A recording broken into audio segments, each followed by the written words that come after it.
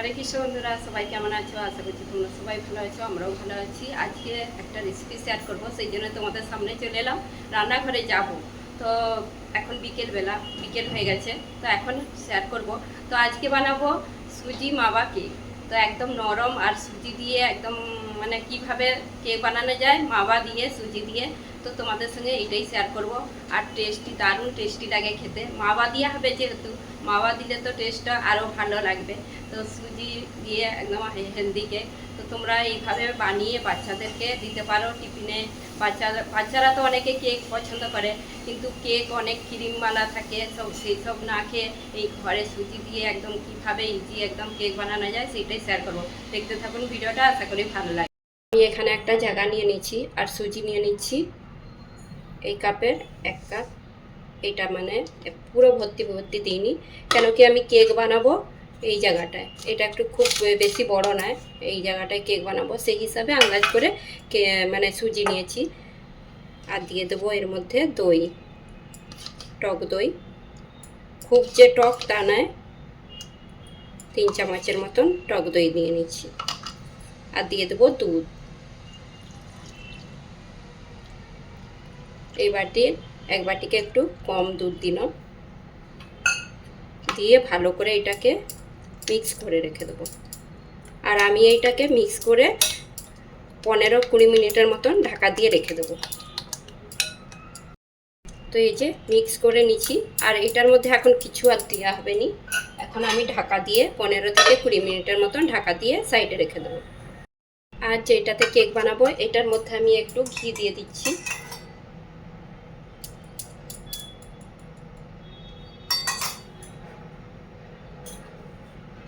আগে থেকে এটা রেডি করে রেখে দেবো।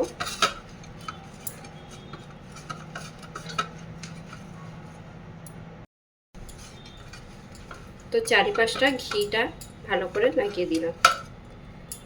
আর এরকম একটা বাটার পেপার নিয়ে নিচ্ছি,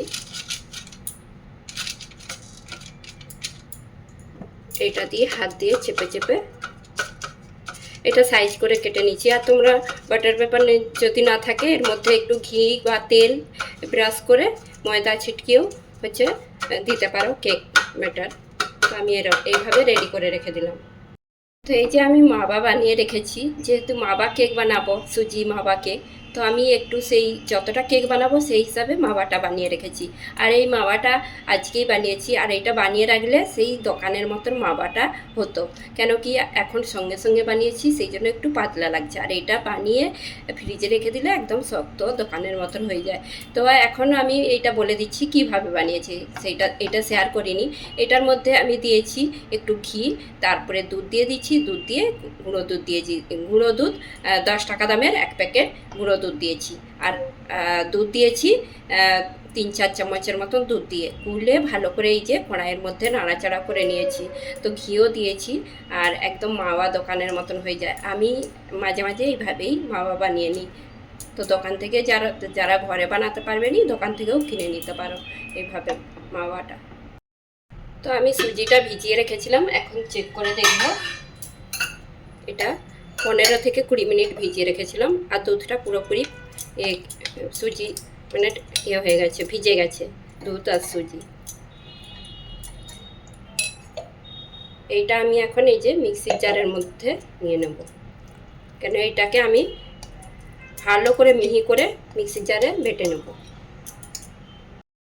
তো এই সুজির মধ্যে এখন দিয়ে দেবো চিনি, আর যতটা সুজি নিয়েছিলাম তার হাফ আমি চিনি নিচ্ছি।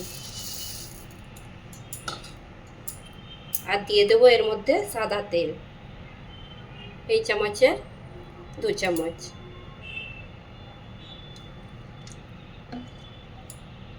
এর মধ্যে দিয়ে দিচ্ছি একদম অল্প লবণ, কেন সুজি দিয়ে কেক বানাচ্ছি তো লবণটা একটু দিতে হবে। আর দিয়ে দিচ্ছি এই যে গুঁড়ো নারকেল হাফটা, হাফ বলতে ছোট চামচের 1 চামচ, আর কিছুটা এটা উপরে দেওয়ার জন্য রেখেছি। তো এখন এইটা বেটে নেবো মিক্সির জারের মধ্যে। মাওয়াটা এখন দিয়ে দিচ্ছি এর মধ্যে, একসাথে বাটা হয়ে যাবে। তো এখন এই যে মিহি করে বেটে নিয়েছি, এটা এখন ঢেলে নেব।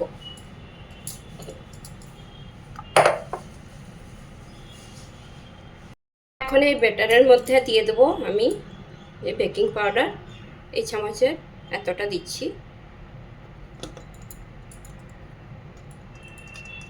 আর দিয়ে দিচ্ছি 2 চুটকির মতন বেকিং সোডা। দিয়ে আমি একদম অল্প করে দুধ দিচ্ছি। এর মধ্যে আমি কোনো এসেন্স আরে দিইনি,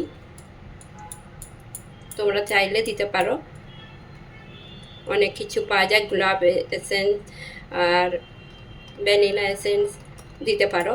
তো আমি কিছুই দিইনি, এর মধ্যে নারকেলটা দিয়েছি টেস্টটার জন্য, এলাচের গুঁড়োও দিতে পারো, তো এর মধ্যে এলাচ গুঁড়োও দিইনি আমি। তো ব্যাটারটা ঠিক এইরকম রেখেছি আমি। তো এর মধ্যে কোনো ময়দা আরে কিছু নেই, আটা ময়দা কিছু দিইনি, শুধু সুজি দিয়ে মাওয়া দিয়ে। তো গুলা হয়ে গেছে, এই যে বেকিং পাউডার বেকিং সোডাটা গুলে নিয়েছি, আর এর মধ্যে এখন ঢেলে দেব।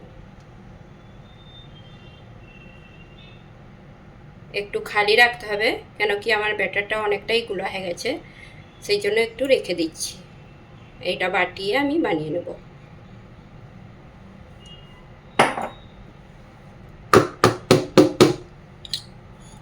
এর মধ্যে তোমরা টুটি ফুটিও দিতে পারো, তো আমি একটু পিস্তা আর বাদাম দিয়ে দিচ্ছি উপরে।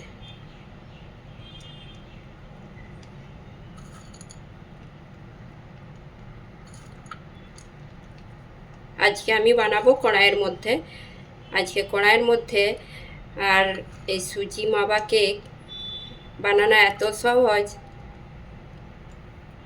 কোনো ঝামেলা ছাড়াই। তো কাজু দিইনি, এর মধ্যে বাদাম আর পিস্তা কুচি দিয়েছি, আর যেই নারকেলটা রেখেছিলাম একটু এর মধ্যে দিয়ে দিচ্ছি। কেকটা ফুলবে যেহেতু, সেই জন্য একটু খালি রেখেছি। আগে থেকে আমি কড়াই গরম করতে রেখে দিয়েছি, শুধু লবণ দিয়েছি আমি। এর মধ্যে বসিয়ে দেবো কেকের ব্যাটারটা।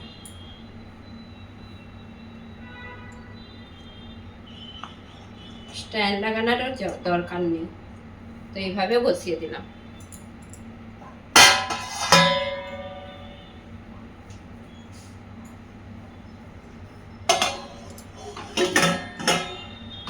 ঢাকনা দিয়ে আমি 30 থেকে 35 মিনিটের মতন লো ফ্লেমে একদম বানিয়ে নেব কেকটা।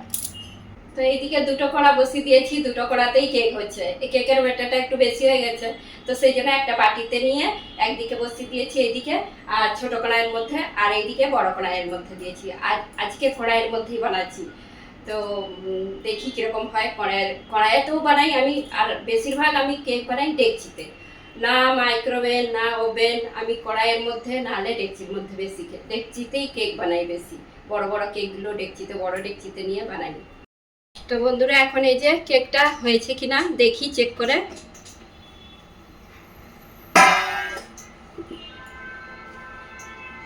হয়েই গেছে মনে তো হচ্ছে। একটা কাঁচি নিয়ে নিয়েছি, 30 মিনিট হয়ে গেছে। 30 মিনিট পর চেক করে দেখছি কেকটা হয়ে গেছে। আর 5 মিনিট রেখে দিই, নাহলে হয়ে যাবে। 5 মিনিট রেখে দিলে হয়ে যাবে। হয়েই গেছে, একটু একটু জড়াচ্ছে। এইদিকেও যে আমি কড়াইতে বসিয়েছি, এটাও চেক করছি, এটাও হয়ে গেছে। তো বন্ধুরা, এই যে কেকগুলো নামিয়ে নিয়েছি আর রেডি হয়ে গেছে, কেক একদম হয়ে গেছে। আর এইগুলো ঠান্ডা হয়ে গেলে আমি এগুলো তুলে নেব। আর কত নরম হয়েছে কেকগুলো। এখন ঢাকা দিয়ে রাখছি যাতে শক্ত না হয়ে যায়, তারপরে ঠান্ডা হয়ে গেলে আমি এগুলো তুলে নেব। একটা কাপড় চাপা দিয়ে দিলাম। তো এখন কেকটা ঠান্ডা হয়ে গেছে, এখন আমি তুলে নেব।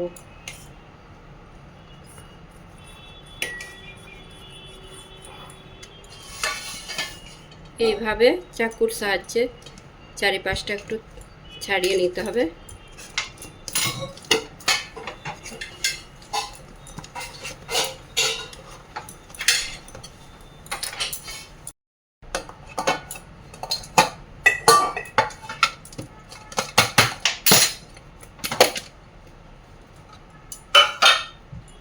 তো এই যে থালার মধ্যে ঢেলে নিয়েছি, আর যে বাটার পেপারটা দিয়েছিলাম এটা তুলে নেব।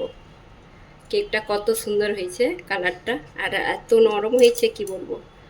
পাউরুটি যেরকম হয় সেরকম।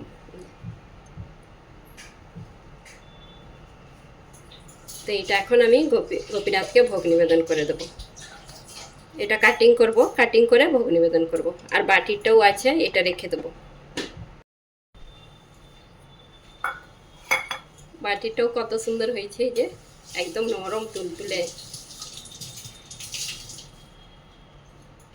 বন্ধুরা এখন এই যে আমি গোপীনাথকে ভোগ নিবেদন করে দিয়েছি। এখন কেকগুলো কাটিং করে নেবো। দুটোই ভোগ নিবেদন করে দিয়েছিলাম, এখন এগুলো কাটিং করে নিচ্ছি। এইটাকে কি পিস পিস করে নেবো, এই যে তুলসী পাতা দিয়েছিলাম ভোগ নিবেদন করার সময়।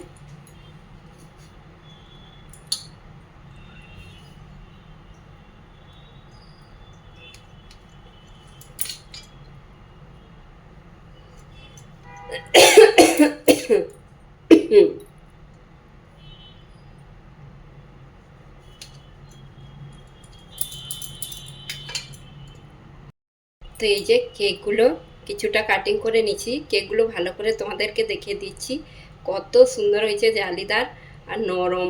এত নরম কেক হবে আমি ভাবতেও পারিনি। এই যে তো পুরো ভালো করে কাটিং করে নিচ্ছি এখন।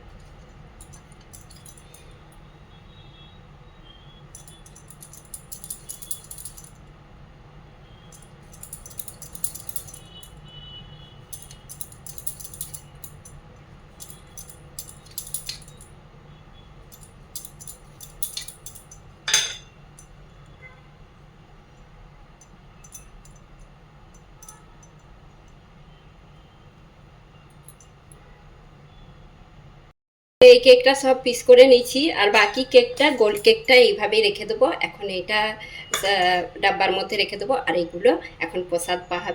তো এখন প্রসাদ পেয়ে তারপর তোমাদেরকে বলবো কীরকম কেক হয়েছে। তো এখন কেক নিয়ে চলে এলাম, সবাই চলে এসো কেক প্রসাদ পেতে। আমাদের গোপীনাথকে আগে দিয়ে দিলাম, তারপরে আমরা এখন পাচ্ছি। তো প্রথমেই গুড়িয়া পেয়ে নিচ্ছে, পেয়ে বলছে আমি কোনোদিনও এরকম কেক খাইনি, এত নরম সুজি দিয়ে। বারবার জিজ্ঞাসা করছে মা কি দিয়ে বানিয়েছো? ময়দা দিয়ে তো এত, ময়দা দিয়েও বানানো হয়, তো ময়দা দিয়ে বানানো হয়, তার থেকেও বলছে সুজি দিয়ে এত নরম কেক হয়েছে।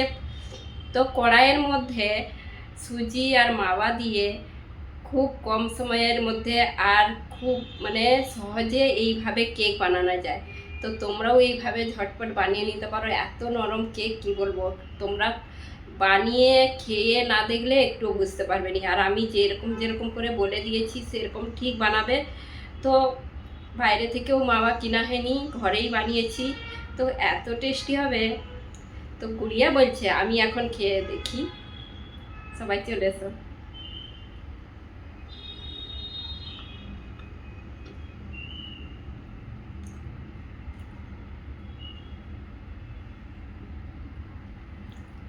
সত্যি বলছি আমি কোনোদিনও ভাবতে পারিনি যে এইরকমভাবে কেক বানাতে পারবো। অনেক কেক বানিয়েছি, এইটা একদম স্পেশাল কেক, মাবা কেক বলেনি, একদম স্পেশাল। এত টেস্টি হবে আমি ভাবতেই পারিনি। দারুণ হয়েছে, দারুণ। সেই জন্যই আমাদের গুড়িয়া বলছে মা এরকম কেক কোনোদিনও খাইনি, দারুণ হয়েছে, তোমরাও এইভাবে বানিয়ে দেবে। তো বন্ধুরা আজকে ভিডিওটা এই পর্যন্ত। তোমাদের কেমন লাগলো কমেন্ট করে জানাবে। যদি ভালো লেগে থাকে কেকের রেসিপিটা কমেন্ট করে জানাবে। লাইক কমেন্ট সাবস্ক্রাইব করবেন। হরে কৃষ্ণ, দেখা হবে আবার একটা নতুন ভিডিও।